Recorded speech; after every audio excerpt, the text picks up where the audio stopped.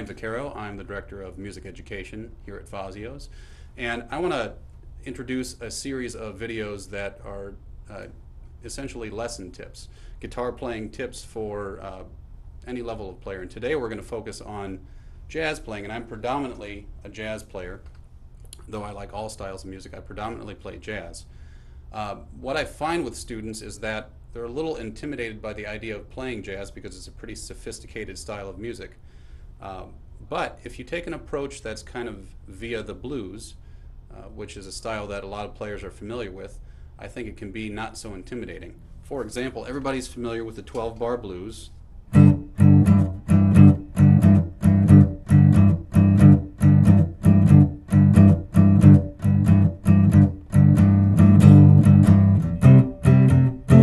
That standard rhythm type, would be a 12-bar form that a lot of players, when they're introduced to this style of music, are pretty familiar with. But if I expand that a little bit and I don't play that rhythm and I play more of the 7th chord variety,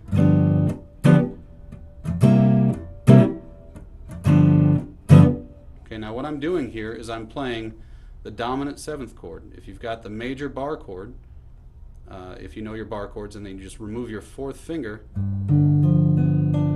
you've got a dominant 7th chord.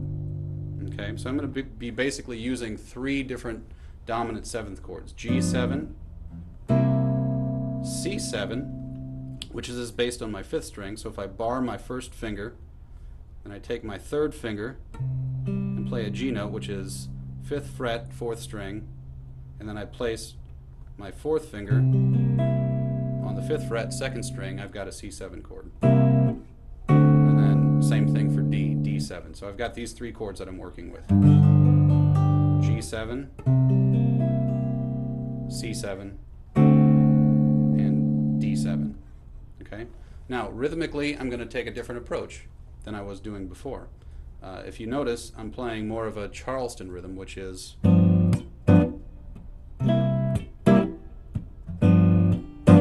okay? And what that is, if you read music, standard notation is dotted quarter, 8th note. If you don't, it's an easy enough rhythm to hear and feel that you can catch on pretty quickly. So here's the whole form.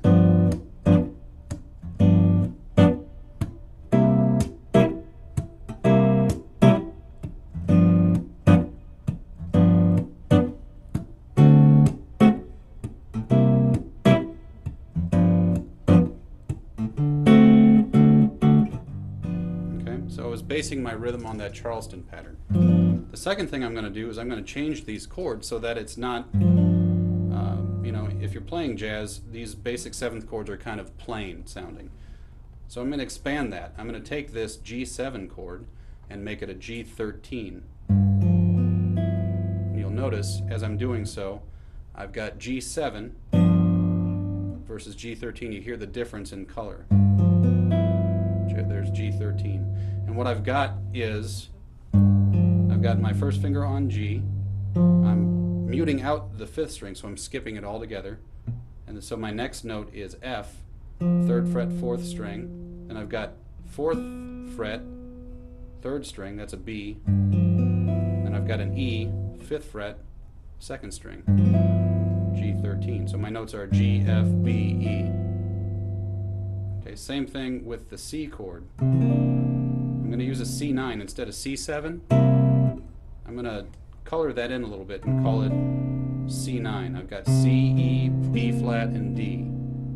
3rd fret, 5th string, 2nd fret, 4th string, 3rd fret, 3rd string, and 3rd fret, 2nd string. C9. Then I can do the same thing with D. Just make that a 9th chord. So these are my 3 voicings. I've got G13, C9, D9. Okay, so now I apply that Charleston rhythm to it and just follow the 12-bar form as usual.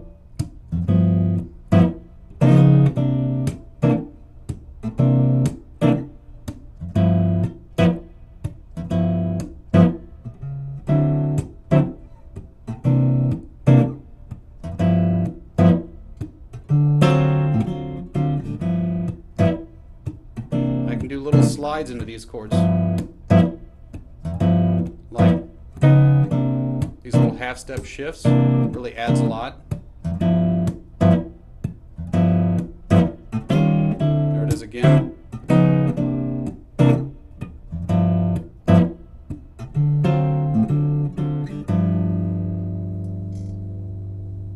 Okay, so now we've taken the first step in transforming a blues progression into more of a jazz-oriented blues progression. So hopefully that helps and gives you something practical that you can use and expands your playing a little bit. Thank you very much. We'll see you next time.